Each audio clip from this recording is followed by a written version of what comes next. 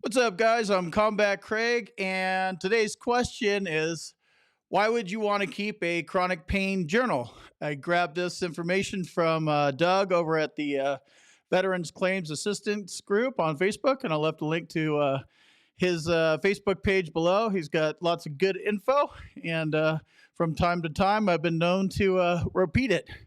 I'm not an accredited agent or a lawyer or a shrink or anything like that.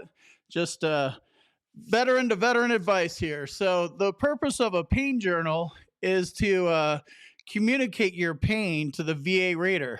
You want to fill that, you want to keep this and submit this when you file your claim. You want to show him how much your pain fluctuates. You're going to have a range of motion, pain on movement, that kind of stuff, most likely in your C&P exam. And the idea is for them to get a snapshot of the last month or a couple months or whatever. But if you provide a pain journal, then you're going to be able to explain what it's been like for the last couple of months. Like my pain is 8 on the first, and it was 7 on the second. You know what I mean? And you can it's having a pain journal log is a good idea. This also works for migraines, so it's that same kind of concept. The pain journal establishes a more complete picture, um, more than just you saying to your doctor, I'm at an 8. By giving a written accounting from the date, the time, the symptoms, and the modalities, the rater can look at this stuff and get a more complete picture. So this is something that you would submit in addition to your personal statement. And if all you're doing is telling your doctors this isn't going to be a complete picture, you want to write it up. You want to talk about your flare-ups. You want to talk about every time there's an event. And if it's every day, then that would be considered an event. So that'll be okay too. You also want to, of course, put the personal statement in there. Flare-ups are a good thing to document, especially for me, it's all over the board. Sometimes it's worse than others because I have multiple things going on. I have feet, neck, and back. So pretty much I'm at like an 8 on all 3 of them.